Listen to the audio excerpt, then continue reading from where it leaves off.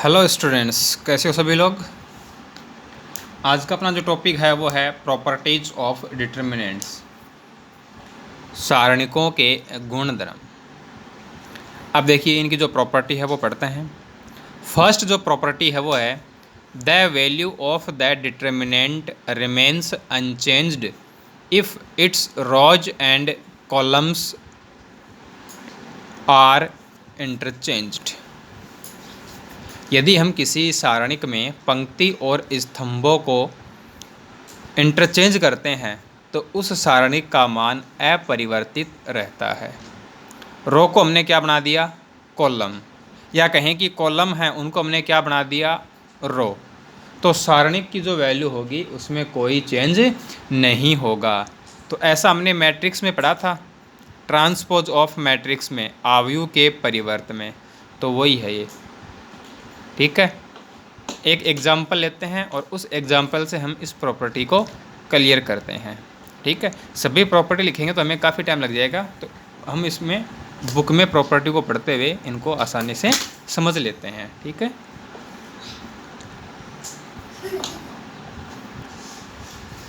जैसे हम कोई मैट्रिक्स लेते हैं, या कहें कि कोई सारणिक है ए, 2 ऑर्डर का लेते हैं, ठीक है। 2, 5, 3, 4, 2 ऑर्डर का ये कोई डिटर्मिनेंट है।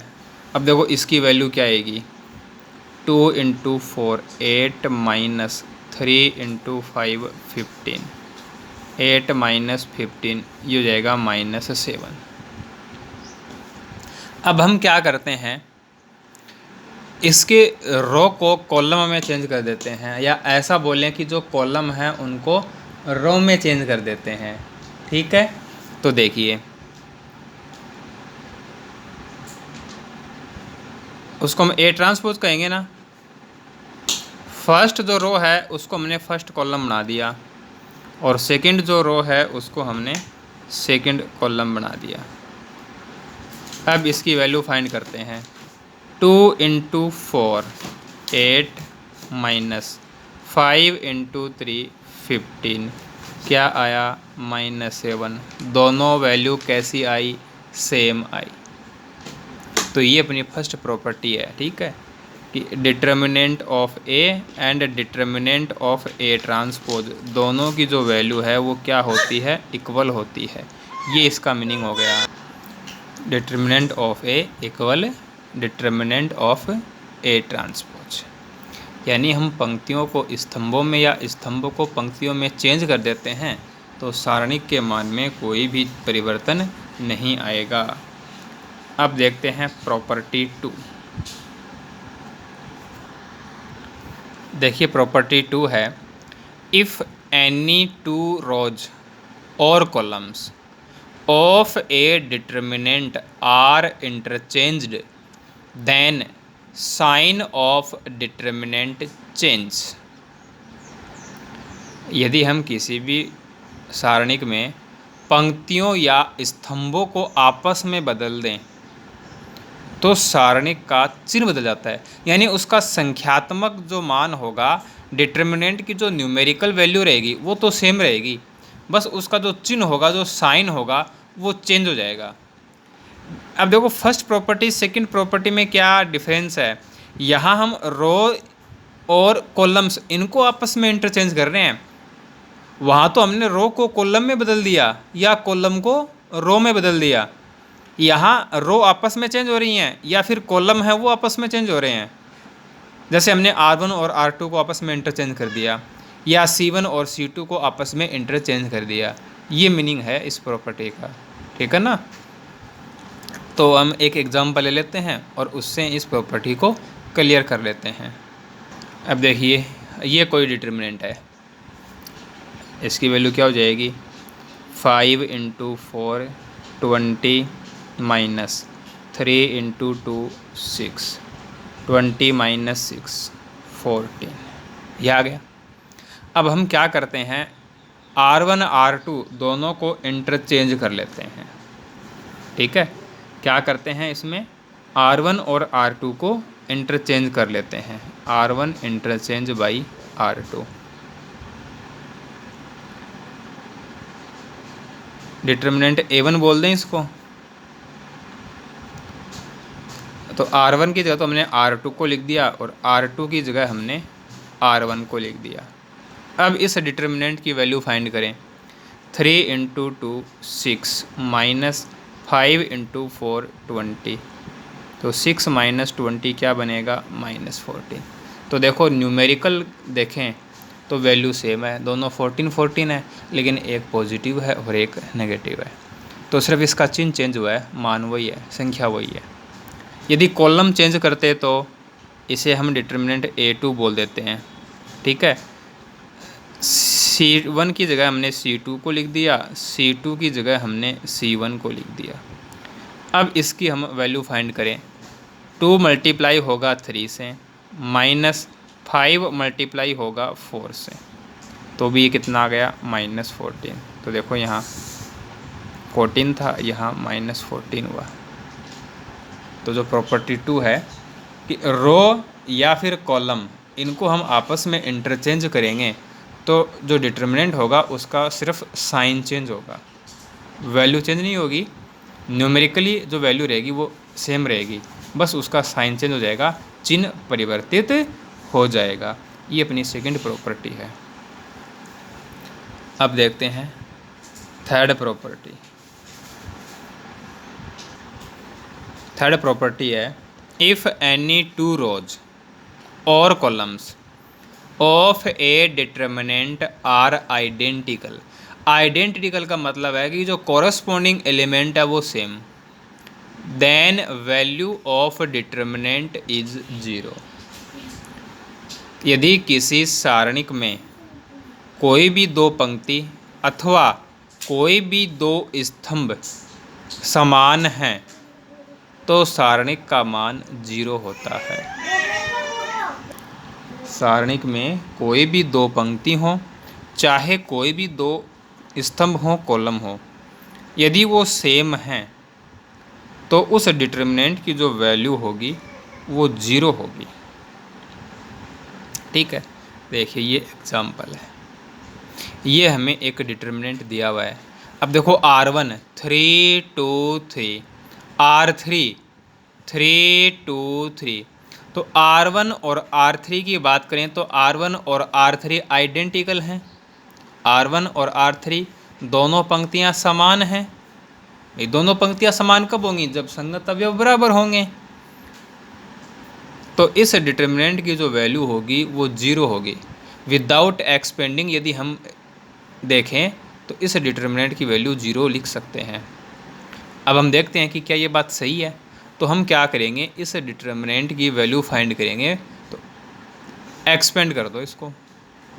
तो यहाँ R1 के अलोंग हमने इसको एक्सपेंड कर दिया, R1 के अनुदिश इसका प्रसरण कर दिया।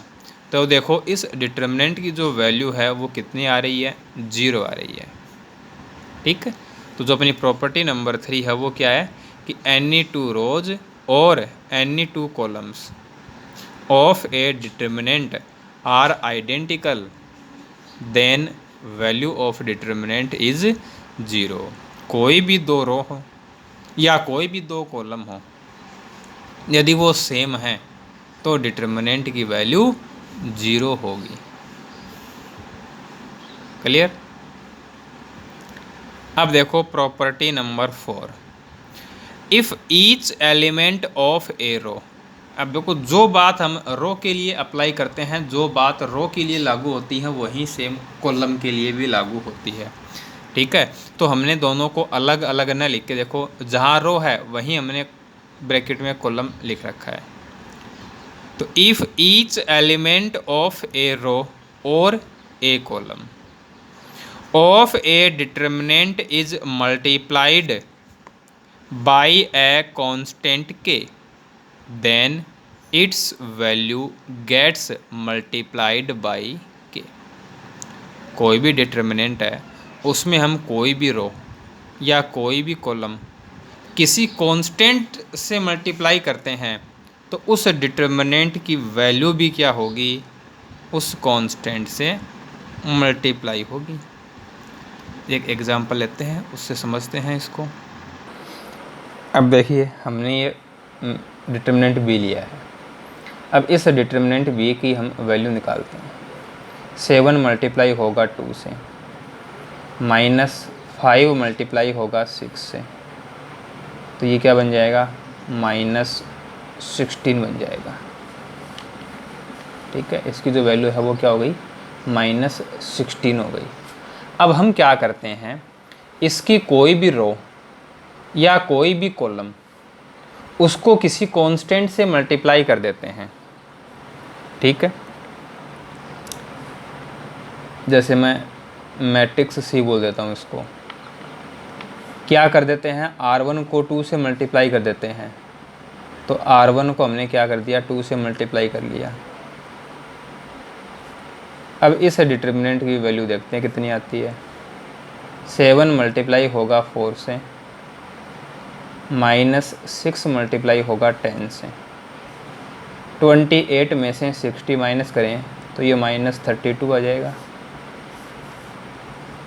इसको हम कह सकते हैं 2 मल्टीप्लाई -16, 2 गुणा -16, और -16 है, ये -16 है, वो डिटर्मिनेंट b है, तो 2 इंटू डिटर्मिनेंट b। तो हमने इस डिटर्मिनेंट में फर्स्ट रो को 2 से मल्टीप्लाई किया था, तो इस डिटर्मिनेंट की जो वैल्यू थी वो भी क्या हो गई, 2 से मल्टीप्लाई हो गई ना। किसी भी सारणिक में कोई भी पंक्ति हो या कोई भी एक स्तंभ हो, उसको हम किसी संख्या से गुणा कर देते हैं तो उस सारणिक का मान भी उस संख्या से गुणा हो जाता है। ये है अपनी प्रॉपर्टी नंबर 4। ठीक है, अब देखो इस प्रॉपर्टी से हम क्या कंक्लूजन ले सकते हैं, क्या निष्कर्ष निकाल सकते हैं। इससे हम ये निष्कर्ष निकाल सकते हैं कि यदि कोई भी एक रो हो या कोई भी एक कॉलम हो, उसमें से यदि कोई फैक्टर कॉमन है तो उसको हम डिटर्मिनेंट के बाहर ले सकते हैं। जैसे हम बात करते हैं डिटर्मिनेंट C की। ठीक है, डिटर्मिनेंट C है वो अपना है 4, 10, 6, 7, ये है ना, और इसकी जो वैल्यू है वो -32 आ रही है। अब हमने देखा C1 को, 4, 6 दोनों ही 2 से डिवाइड हो रहे हैं, यानी C1 में 2 है वो कॉमन फैक्टर है, तो इसको हम बाहर निकाल सकते हैं। या फिर हम ऐसा कहें कि हमने देखा R1 को, दोनों 2 से डिवाइड हो रहे हैं, यानी R1 में 2 है वो कॉमन फैक्टर आ रहा है, तो 2 को हम बाहर निकाल सकते हैं, कॉमन ले सकते हैं। तो देखो ये 2 कॉमन आ गया। यदि हमने C1 से लिया है तो ये 2 बन जाएगा और ये 3 बन जाएगा, ये 10, ये 7। अब यदि हम इसकी वैल्यू फाइंड करें तो 2 इंटू 7 2 से मल्टीप्लाई 14 माइनस 10 3 से मल्टीप्लाई 30, 14 माइनस 30, 14 में से 30 कम कर दिए -16, और 2 से मल्टीप्लाई तो -32। दोनों वैल्यू कैसी हैं, सेम है ना। तो यदि सारणिक में कोई भी एक पंक्ति अथवा एक स्तंभ, सिंगल रो सिंगल कॉलम, ठीक है ना, प्रत्येक एलिमेंट में कॉमन होना ज़रूरी नहीं है, कोई भी एक रो हो चाहे कोई भी एक कॉलम हो, उसमें यदि कोई फैक्टर है वो कॉमन आ रहा है तो उसे हम डिटरमिनेंट से बाहर ले सकते हैं। दूसरा जो कंक्लूजन है वो इससे हम ये निकाल सकते हैं कि कोई भी 2 रो या कोई भी 2 कॉलम प्रोपोर्शनल हैं तो डिटरमिनेंट की वैल्यू 0 होगी। सारणिक में कोई भी 2 पंक्ति अथवा स्तंभ समानुपाती हैं तो सारणिक का मान 0 होगा। देखिए कैसे, डिटरमिनेंट है 2, 4, 4, 8, ये एक डिटरमिनेंट है। अब यहाँ देखो R1 2 और 4, R2 में है 4, 8, 2 का डबल 4, 4 का डबल 8, यानी R1 को 2 से मल्टीप्लाई करने पर R2 मिल रहा है। इसका मतलब ये दोनों कैसी हैं, प्रोपोर्शनल हैं, समानुपाती हैं। इसकी वैल्यू फाइंड कर लो। 8 2 से मल्टीप्लाई होगा 16, माइनस 4 4 से मल्टीप्लाई होगा 16, कितना आया 0। अब देखो ऐसा क्यों होता है, क्योंकि ये बात हमने अभी अभी पढ़ी है कि कोई कॉमन फैक्टर है तो उसको हम डिटर्मिनेंट से बाहर ले सकते हैं। तो यहाँ देखो, यदि हम बात करेंगे R1 की, या हम बात करेंगे R2 की, या बात करें C1 की, या बात करें C2 की, प्रत्येक में कॉमन फैक्टर 2 है। तो हम किसी से भी 2 कॉमन ले सकते हैं। तो हमने ये 2 कॉमन ले लिया R1 से, तो यहाँ बन जाएगा, सॉरी हमने ले लिया R2 से ले लिया, ठीक है। R2 से हमने क्या कर दिया, 2 कॉमन ले लिया, तो R1 तो 2 4 है। R2 से हमने 2 कॉमन लिया तो यहाँ बन जाएगा 2 और यहाँ बन जाएगा 4। अब देखो R1 और R2 दोनों सेम हो गए ना। और ये हमने पढ़ी थी प्रॉपर्टी नंबर 3 कि कोई भी 2 रो या कोई भी 2 कॉलम आइडेंटिकल हैं, सेम हैं, तो डिटर्मिनेंट की वैल्यू 0 आएगी। तो यहाँ R1 R2 दोनों क्या हो गई, सेम हो गई, आइडेंटिकल हो गई, इसलिए डिटर्मिनेंट की जो वैल्यू होगी वो क्या बन जाएगी 0। तो जो अपनी प्रॉपर्टी नंबर 4 है उससे ये 2 कंक्लूजन हैं वो अपने सामने आते हैं, 2 निष्कर्ष अपने सामने आते हैं कि पहला क्या है, कोई भी रो या कोई भी कॉलम है उसमें कॉमन फैक्टर है तो उसको हम डिटर्मिनेंट से बाहर ले आएंगे।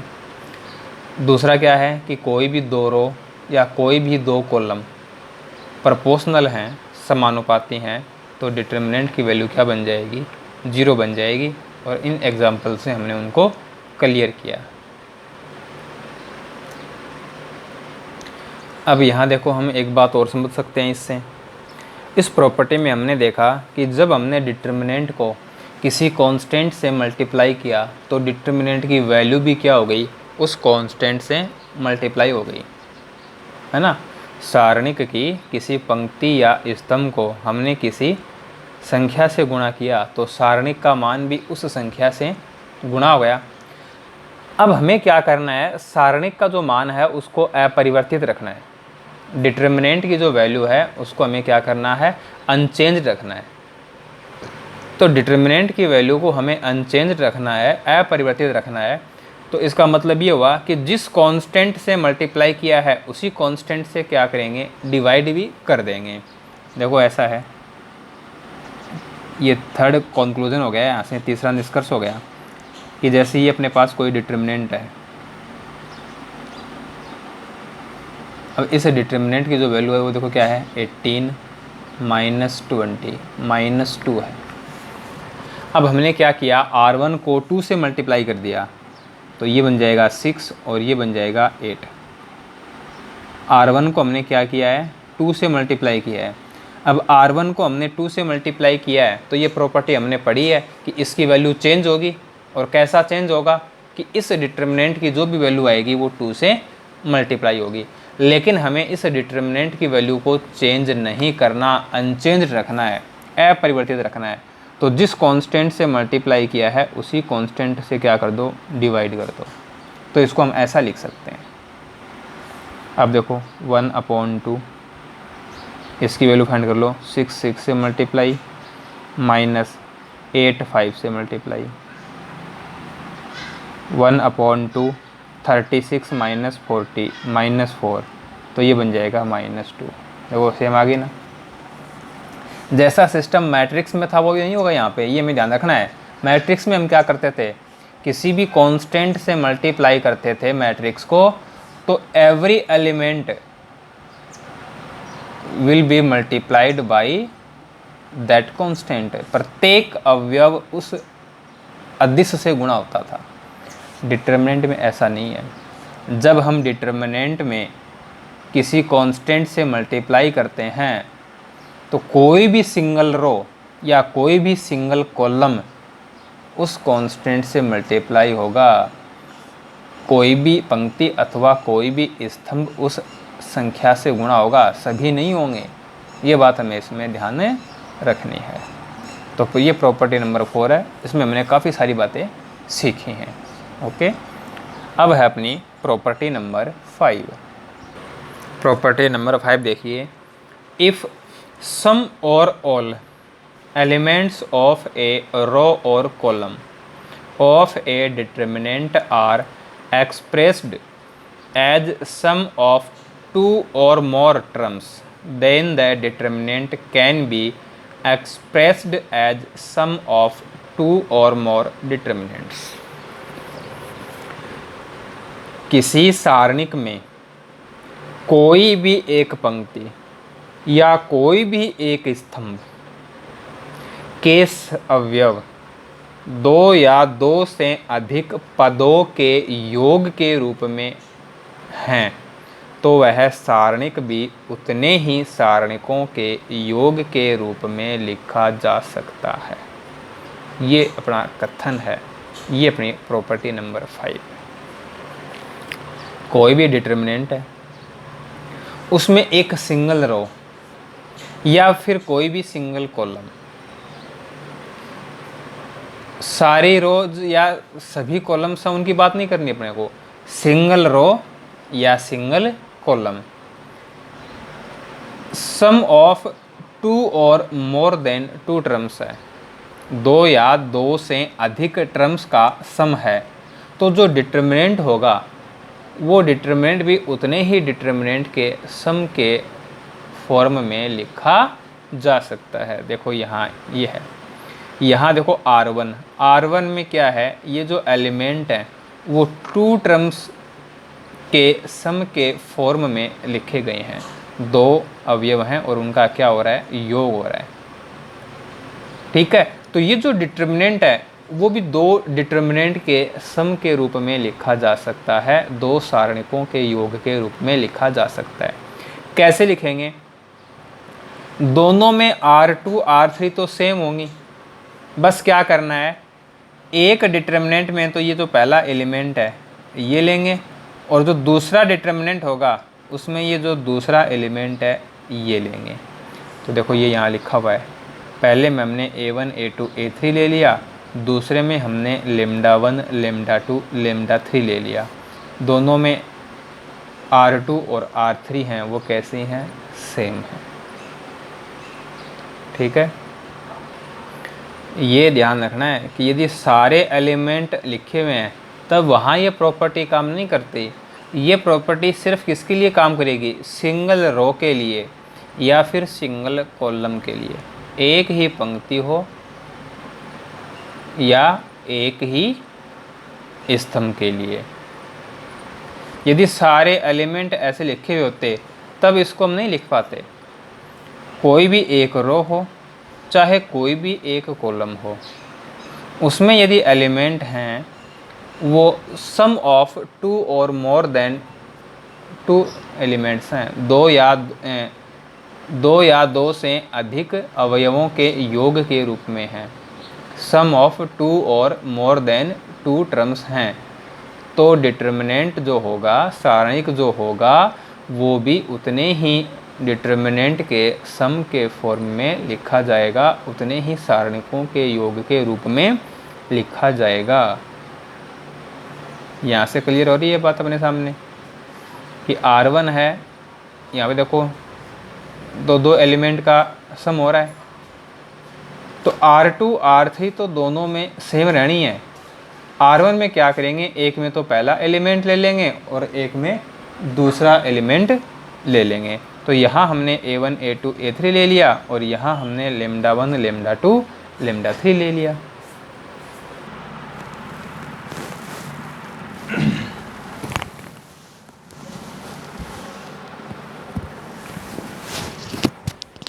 अब देखिए ये एग्जाम्पल है, ठीक है, हमें इस डिटर्मिनेंट की वैल्यू फाइंड करनी है। अब इसको हम क्या करेंगे, एक्सपेंड करेंगे जो हमने सीखा है, या फिर हमने देखा कि R2 में हमने देखा कि प्रत्येक जो एलिमेंट है वो सम ऑफ टू एलिमेंट है, दो पदों का योग है। तुरंत अपने दिमाग में आएगी प्रॉपर्टी नंबर 5। तो इसमें हम क्या करेंगे, प्रॉपर्टी नंबर 5 अप्लाई कर देंगे, यानी जो डिटर्मिनेंट है वो सम ऑफ टू डिटर्मिनेंट लिखा जाएगा, दो सारणिकों के योग के रूप में लिखा जाएगा। तो दोनों में R1 R3 है वो तो सेम रहनी है, A B C X Y Z। R1 R3 है, इसमें तो कोई दिक्कत नहीं है।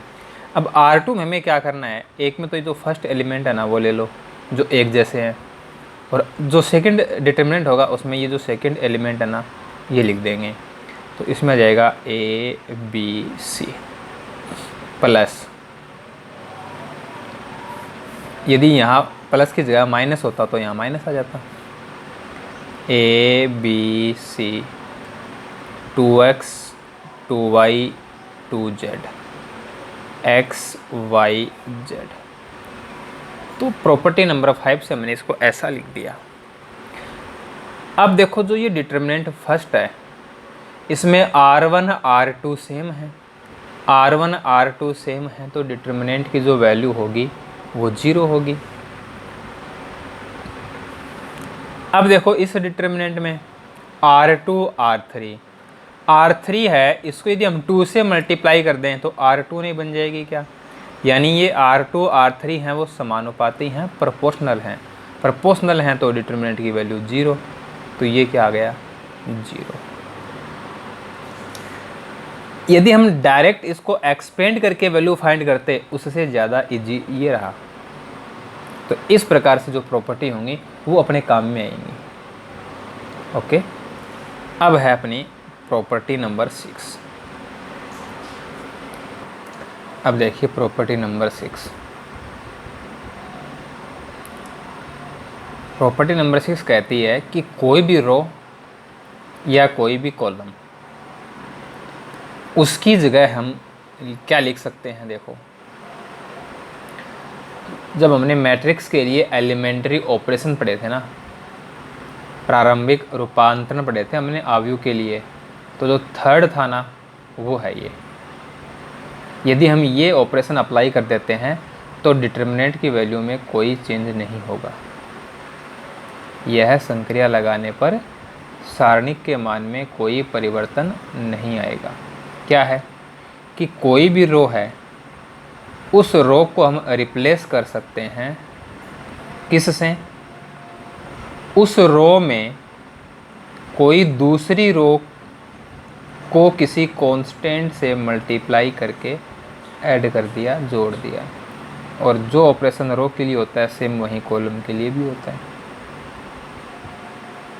ठीक है, कोई पंक्ति है, उस पंक्ति के स्थान पर हम क्या लिख सकते हैं, उस पंक्ति में दूसरी पंक्ति के संगत अवयवों को किसी अचर से गुणा करके जोड़ के लिख सकते हैं। इसको हम एक एग्जाम्पल से क्लियर करते हैं, है ना। एग्जाम्पल लेंगे उससे एकदम अच्छे से क्लियर हो जाएगी ये बात। पढ़ते हैं तो एक थोड़ा अजीब सा लग रहा है इस प्रॉपर्टी के अंदर कि ये क्या प्रॉपर्टी है, क्या बोल रही है ये। एक एग्जाम्पल लेते हैं और उससे हम इसको अच्छे से क्लियर करते हैं। देखिए ये डिटर्मिनेंट है, हम इसकी वैल्यू फाइंड करते हैं। 2 मल्टीप्लाई होगा 7 से, -5 मल्टीप्लाई होगा 6 से, तो इसकी जो वैल्यू है वो आई -16। ठीक है, अब इस पे यदि हम प्रॉपर्टी 6 अप्लाई करते हैं तो प्रॉपर्टी 6 में क्या होगा, कोई भी रो या कोई भी कॉलम, जैसे हम R1 पे ऑपरेशन अप्लाई करते हैं, क्या करना है कि R1 में ऐड करना है 2R2 को, यानी हमने R2 को 2 से मल्टीप्लाई किया है और R2 को 2 से मल्टीप्लाई करने के बाद उसे R1 में ऐड किया है, तो जो डिटर्मिनेंट की वैल्यू होगी वो चेंज नहीं होगी। तो देखो ये क्या बन जाएगा, R2 को 2 से मल्टीप्लाई करना आना, तो 6 2 से मल्टीप्लाई होगा 12 बन जाएगा, और 12 है उसे हम 2 में ऐड कर देंगे 14। 7 को 2 से मल्टीप्लाई करेंगे ना 14 बन जाएगा, 14 5 में ऐड कर देंगे 19 बन जाएगा। R1 में चेंज है बस, R2 में कोई चेंज नहीं है। अब इस डिटर्मिनेंट की वैल्यू फाइंड करो। 14 मल्टीप्लाई होगा 7 से 98 माइनस 19 6 से मल्टीप्लाई होगा 114।